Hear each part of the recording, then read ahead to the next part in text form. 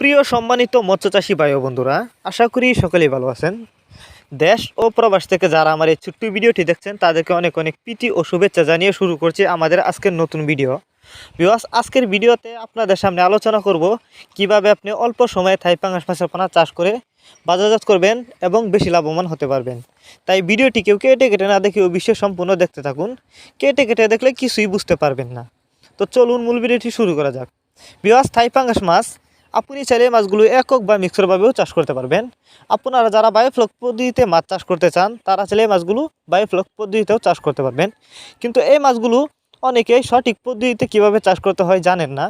তো এই মাছগুলো যদি আপনি পুকুরে চাষ করেন, পুকুরে চাষ করার আগে অবশ্যই ভালো করে পুকুর প্রস্তুতি করে নেবেন। এই যে দেখুন মাছগুলোর সাইজ, এক সাইজের মাছ, কোনো বড় ছোটো নাই।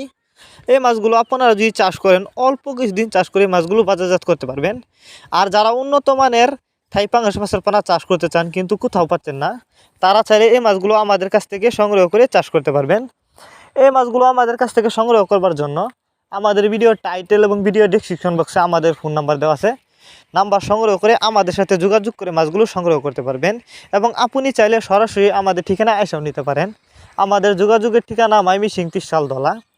আমরা বাংলা কাপ জাতীয় মাছ থেকে শুরু করে ক্যাটফিশ জাতীয় মাছের চারা হরিণোপানা সর্বোচ্চ কম দামে বিক্রি করে থাকি এবং সরাসরি হোম ডেলিভারি করে থাকি।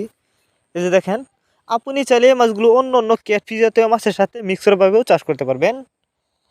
অন্য অন্য মাছের তুলনায় থাই পাঙ্গাস মাছের কিন্তু বেশি চাহিদা, কারণ এই মাছগুলো কিন্তু দেখতে যতটা সুন্দর খেতে অনেকটা সুস্বাদু।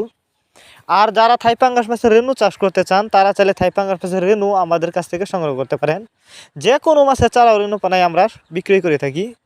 যে দেখুন, এগুলা কিন্তু বায়োফ্লকের জন্য উপযুক্ত থাই পাঙ্গাস মাছের পোনা। বায়োফ্লকেও অল্প কিছুদিন চাষ করেই বাজারজাত করতে পারবেন।